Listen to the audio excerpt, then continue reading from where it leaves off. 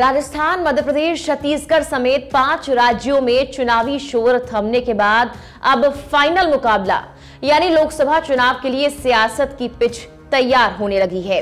रणनीति बनाने के लिए कल इंडिया गठबंधन की बैठक भी होने वाली है। कल की बैठक में क्या होगा ये तो कल ही पता चलेगा, लेकिन आने वाले लोकसभा चुनावों में इंडिया गठबंधन के सामने कई चुनौतियां जरूर होने वाली हैं।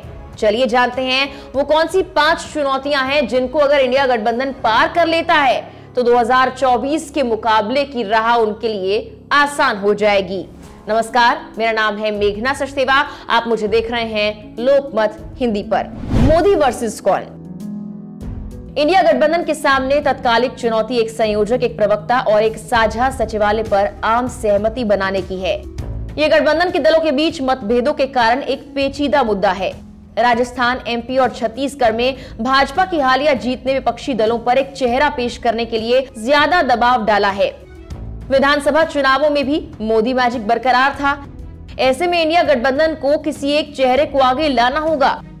चुनौती ये है कि पीएम मोदी के मुकाबले विपक्ष के पास ऐसा कोई चेहरा नहीं जो अभी तक सामने आ पाया हो। वो बात अलग है कि पीएम की कुर्सी की महत्वाकांक्षा रखने वाले कई चेहरे हो सकते हैं। सीटों का बंटवारा इंडिया गठबंधन का सबसे जटिल मुद्दा है। सीटों का बंटवारा एमपी, छत्तीसगढ़ समेत 5 राज्यों में हुए चुनाव के बाद तस्वीर बिल्कुल बदल चुकी है। चुनाव से पहले तक सीट शेयरिंग के मामले को लेकर कांग्रेस का पलड़ा भारी नजर आ रहा था, लेकिन 3 राज्यों में करारी हार के बाद कांग्रेस का दबदबा वैसा नजर नहीं आता। विधानसभा चुनावों से पहले शायद इसीलिए कांग्रेस सीट बंटवारे पर बात नहीं करना चाहती थी, क्योंकि उन्हें लग रहा था कि नतीजे उनके पक्ष में होंगे, जो नहीं हुए। एमपी विधानसभा चुनाव की ही बात कर ली जाए तो कांग्रेस और समाजवादी पार्टी की तू-तू मैं हो गई थी। वहीं आम आदमी पार्टी भी इस गठबंधन में शामिल है, जो दिल्ली और पंजाब में कांग्रेस की राजनीतिक विरोधी है। ऐसे में सीट बंटवारे पर सबकी राय पर सहमति बनना आसान नहीं। मुद्दों की रणनीति बदलनी होगी। महंगाई, बेरोजगारी जैसे कई मुद्दों पर तो विपक्ष सरकार को घेरता ही रहता है, लेकिन पिछले किसी चुनाव में इससे विपक्ष को खासा फायदा नहीं मिला। यहाँ तक कि जातिगत जनगणना पर भी विपक्ष को कहीं कोई प्लस पॉइंट नहीं मिला।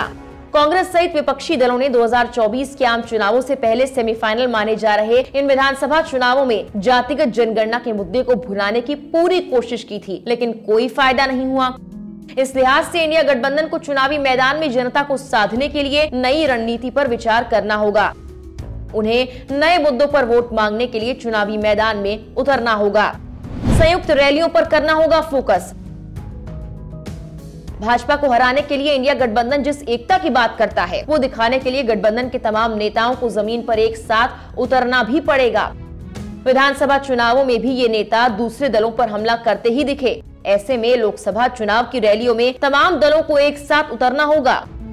इंडिया गठबंधन की पिछली बैठकों में विपक्षी नेता बार बार यही कहते दिखे कि उनका मकसद है एकजुट होकर भाजपा का मुकाबला करना। चुनौती ये है कि क्या सभी विपक्षी दलों के नेता संयुक्त रैली के लिए तैयार होंगे भी या नहीं। विधानसभा चुनावों के बाद बढ़ा दबाव।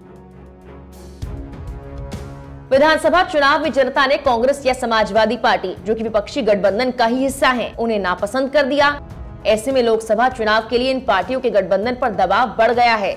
सभी पार्टियों को 2024 के लोकसभा चुनावों में साझा प्रचार रणनीति पर काम करना होगा।